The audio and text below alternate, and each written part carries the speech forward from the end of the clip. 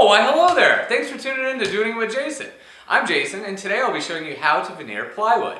So grab your favorite soda, a big old bucket of popcorn, and let's do it. Doing it with Jason. Alright guys, before we get to our project today, let me tell you about veneer and plywood.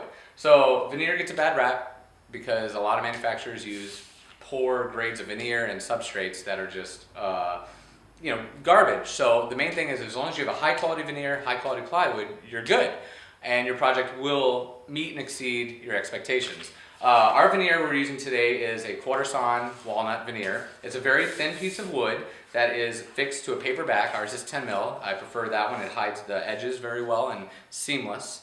You don't see almost like laminate is on your kitchen counters. Some people have laminate. You can see a black line. This will not have any of that. It'll just look like a solid piece of wood. Now about the plywood.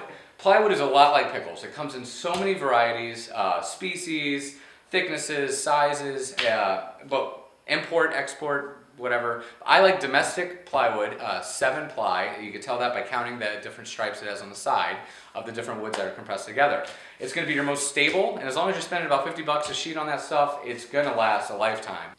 You will need high quality plywood, high quality veneer, a super high quality veneer scraper, a router that is of highest quality with a bit of matching quality, the coolest tape measure ever, a yellow number 2 pencil, and a good old-fashioned razor blade. Yeah, we can say don't forget the spray adhesive. Yeah. Alright guys, so now we have our veneer, we have our plywood. Now we just need to cut the veneer 1 inch bigger than the plywood in both directions to kind of give you a little bit of a play when you're setting it so you don't miss and come off the plywood and then you're having a little gap there and oh my gosh, you just ruined the project. So what you want to do is cut it. What I usually cut it with is a razor blade. So we have a little scrap piece of veneer here. What I would recommend doing is you measure the project size that you need it cut to. You'll set your straight edge down, which is just a piece of plywood ready to go.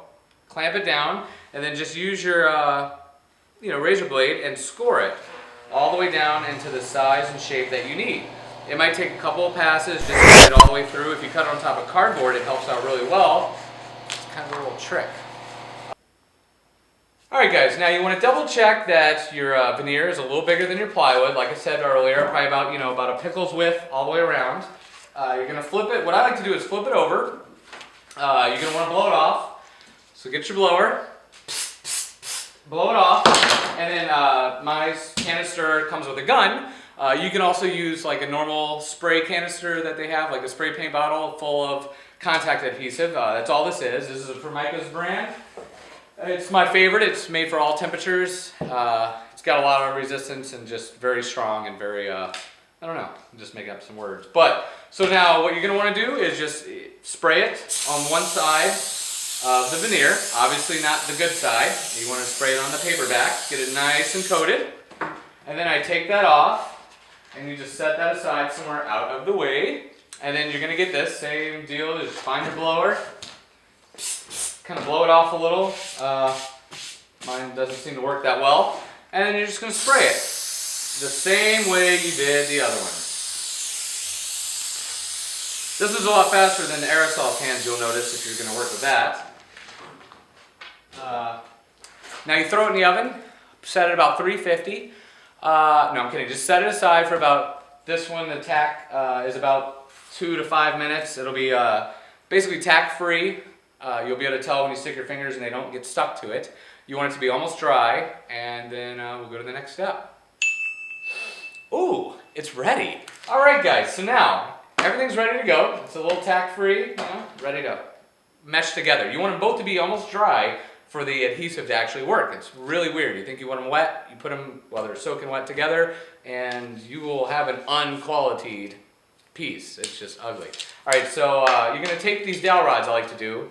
Instead of just throwing it on there, which you could, you set these apart, and what happens is it's going to give you a lot of play and movement before you actually stick. Because when this stuff meets, it's like, it's like 2 kids on a first date. It's not coming off. They're just going to be locked and loaded.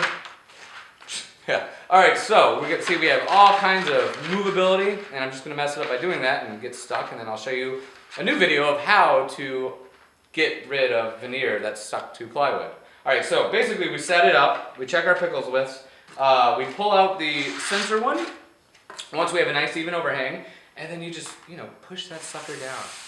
Rub it like you're giving a massage to your best friend. You pull those out slowly, and then you just kind of want to work the veneer. So you're going to keep working the veneer from the middle out, and I'm just pushing lightly and just spreading it out. You don't want any air bubbles, because that would be bad. You don't want any trash in there. So let me just show you real quick before I press it all. So, I have a nice little even width all the way around it. And we're gonna set that down. You're gonna get your veneer scraper, and you're gonna start from the middle and just kind of work out. You don't want to go too close to the edge because you're gonna crack it, and that would just be a disaster.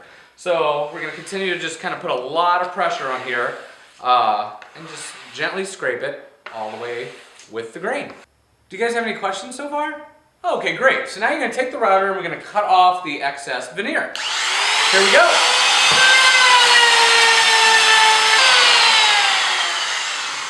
All right, guys, just on a side note, when you're routing the workpiece on the outside like we are doing, you're going to want to go counterclockwise.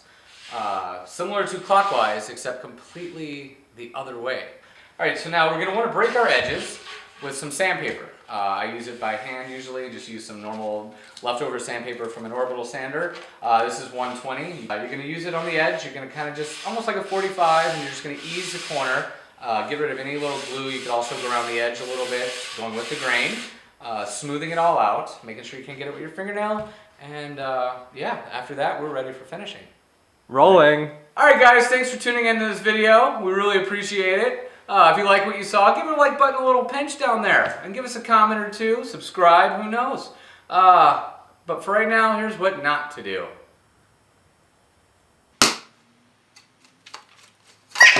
That hurt. Alright guys, okay, alright guys, seriously, alright guys, now the next thing